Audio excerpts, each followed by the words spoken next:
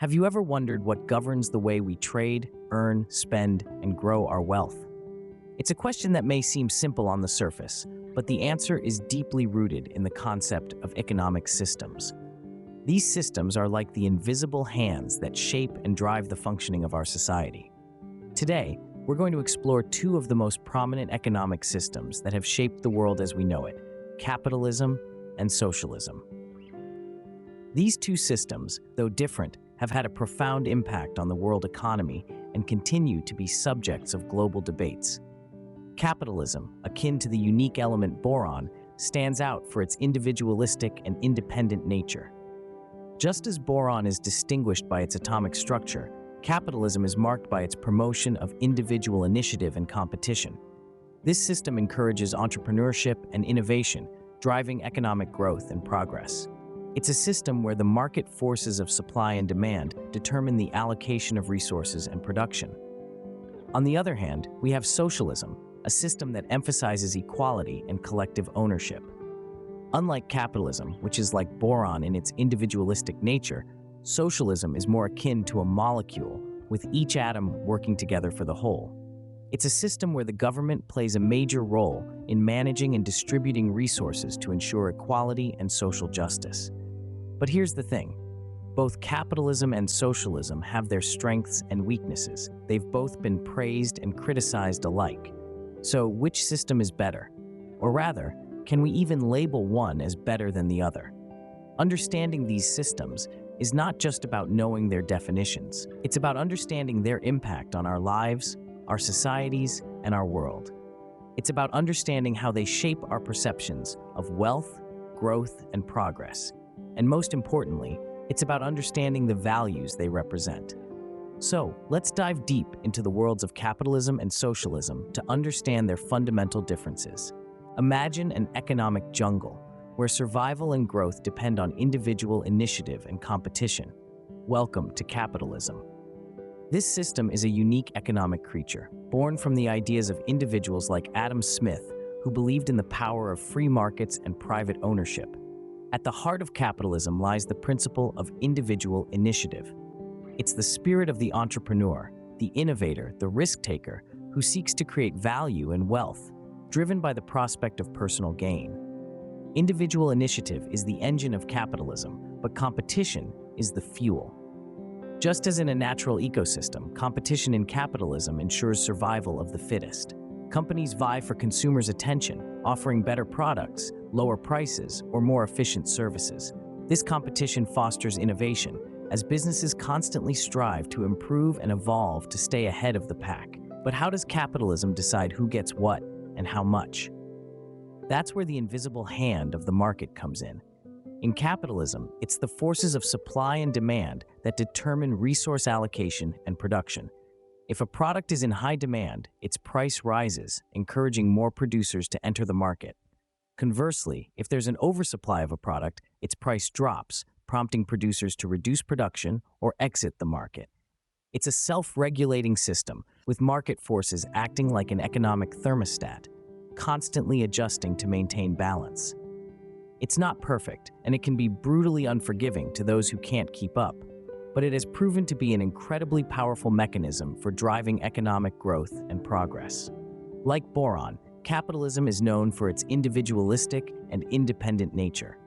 Just as boron stands out as a unique element, capitalism promotes individual initiative and competition. It encourages entrepreneurship and innovation, driving economic growth and progress.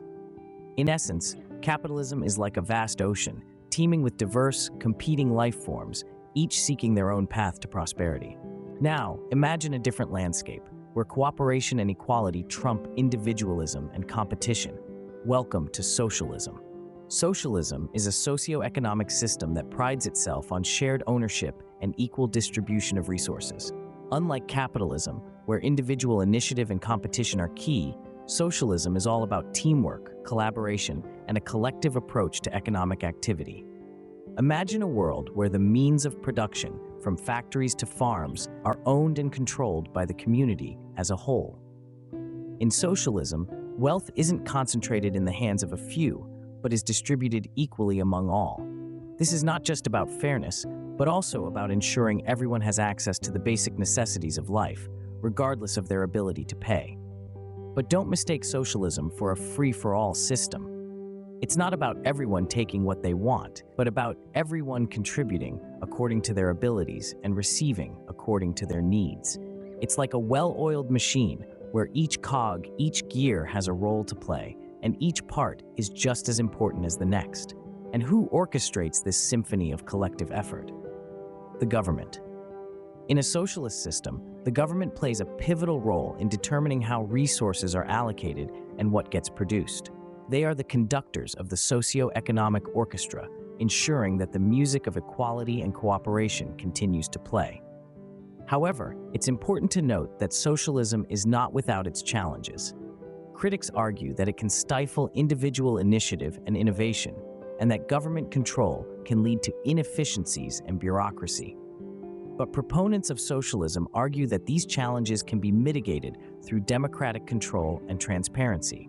So if capitalism is akin to Boron, with its individualistic and independent nature, then socialism is like a well-organized beehive.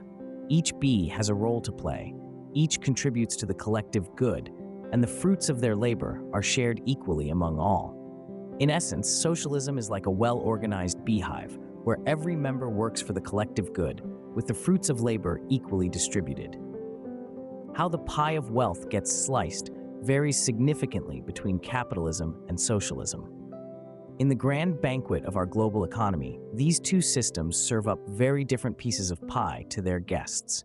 Let's start with capitalism. Imagine a pie being divided at a party where the size of your slice depends on your contributions to the event.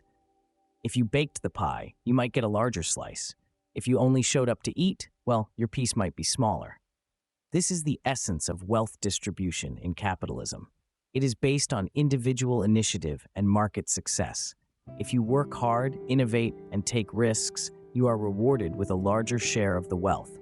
However, this system can lead to stark inequalities. Some guests at our party might end up with a sliver of pie, while others have more than they could ever eat. This is because capitalism relies on the principle of meritocracy, where rewards are based on individual effort and achievement. It's a system where the successful become very successful and the wealthy become very wealthy. Now, let's turn our attention to socialism. Imagine a different party, one where the pie is divided equally among all guests, regardless of their contributions. Everyone gets the same size slice, whether they baked the pie or just showed up to eat. This is how wealth is distributed in a socialist system, equally, aiming for social justice. In socialism, the principle of equality trumps that of meritocracy.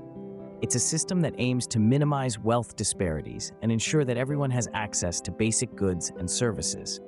It doesn't matter if you are a hardworking entrepreneur or a laid-back individual, everyone gets the same share of the pie. However, this equal distribution can have its drawbacks. It can dampen individual initiative and discourage innovation and hard work. Why would you put in extra effort if you know you're going to get the same slice of pie regardless? This is a question that critics of socialism often pose. So there you have it. Two different parties, two different ways of slicing the pie. In capitalism, the pie is divided based on individual initiative and market success, which can lead to significant wealth disparities. In socialism, the pie is divided equally among all, aiming for social justice, but potentially dampening individual initiative. The question of which system is better is a matter of personal perspective. Some prefer the potential for greater rewards in capitalism, while others value the equality and social justice in socialism. Thus, while capitalism can create millionaires and billionaires, socialism ensures that everyone gets a fair share of the pie. Each system has its merits and drawbacks, and the choice between the two often boils down to what we value most as individuals and societies. The role of the government in our economic lives is another stark difference between capitalism and socialism. In the grand theater of economics, the government plays various roles. It can be a hands-off observer, a guiding hand, or even the director of the show. The difference lies in the economic system we're examining. Let's start with capitalism. Here, the government is akin to a lifeguard at the beach. it observes the economic waves from afar, only stepping in to prevent any major mishaps. The guiding principle of capitalism is laissez-faire, or let it be. Minimal government intervention allows the forces of supply and demand to determine the allocation of resources and production. This invisible hand of the market, as economist Adam Smith put it, orchestrates economic activity. However, this doesn't mean that the government is entirely absent in a capitalist system. It still plays a role in maintaining law and order, protecting property rights, and ensuring fair competition. It provides public goods and services that the market might not supply efficiently, such as roads, public education, and national defense. Moreover, it steps in to regulate industries and protect consumers against monopolies, unfair business practices, and environmental harm. Now let's shift our lens to socialism. In this system, the government is more of a maestro, conducting the economic orchestra. It's responsible for planning and controlling the economy. The government owns and manages the means of production and decides what to produce, how much to produce, and how to distribute goods and services. The socialist government's role extends far beyond providing public goods and regulating the economy. It's involved in almost every aspect of economic life. It sets prices, wages, and production targets. It allocates resources and determines investment priorities. The idea is to promote social welfare and ensure an equitable distribution of wealth and resources. However, this visible hand of the government has its pros and cons. On the positive side, it can potentially eliminate economic inequalities, provide employment for all, and ensure basic necessities for everyone. On the downside, it can lead to inefficiencies, lack of innovation, and even economic stagnation if the government mismanages the economy. In a nutshell, the role of government in capitalism and socialism differs greatly. In capitalism, the government is a referee, ensuring fair play in the economic game, but rarely participating. In socialism, the government is a player, actively involved in economic decisions and activities. This difference in government intervention reflects the underlying philosophies of these systems. Capitalism values individual freedom and enterprise, letting the market forces shape the economy. Socialism, on the other hand, emphasizes social welfare and equity, relying on the government to achieve these goals. Thus, while capitalism cherishes the invisible hand of the market, socialism relies on the visible hand of the government for economic management. So, we've traversed the landscapes of capitalism and socialism, two contrasting economic systems with different visions about wealth and governance. Now, let's take a step back and look at the bigger picture to understand the core differences that set them apart. In the capitalist corner, we have a system that champions the cause of individual initiative and competition. It's akin to Boron, a unique element known for its individualistic and independent nature. Capitalism, like Boron, stands out in its ability to promote entrepreneurship and innovation, acting as the primary driver of economic growth and progress. The market forces of supply and demand, like the atomic structure of boron, dictate the allocation of resources and production. It's a system that thrives on the freedom of choice and the pursuit of personal gain. However, this freedom and competition can also lead to income and wealth disparities, with a high concentration of wealth in the hands of a few. It's the survival of the fittest, where those with the resources and opportunities can leverage the system to their advantage. On the other side, we have socialism, a system that emphasizes equality and cooperation over competition. It's the economic equivalent of a cooperative beehive, where everyone works together for the collective good. The government plays a significant role in determining the distribution of resources, aiming to create a more equitable society. It attempts to level the playing field, ensuring that wealth and opportunities are more evenly distributed among the populace. However, this system also has its drawbacks. The lack of competition can stifle innovation and progress. And when the government controls the distribution of resources, it can lead to inefficiencies and a lack of motivation for people to work harder or think outside the box. In terms of government intervention, capitalism and socialism are at opposite ends of the spectrum. While capitalism prefers minimal government interference in economic affairs, socialism leans on government involvement to regulate and distribute resources. the level of intervention can significantly impact the economy's dynamism and the citizens' liberties. So, where do we stand? Is there a clear winner? Well, it's not that simple. Both systems have their merits and drawbacks. They represent different philosophies about wealth, governance, and society at large. The choice between them often boils down to our values and visions for society. In the end, it's about finding a balance. Some societies might lean towards capitalism's individualistic approach, while others might prefer socialism's focus on equality.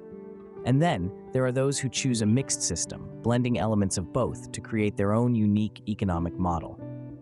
Whether it's the competitive ocean of capitalism or the cooperative beehive of socialism, both systems have their merits and drawbacks.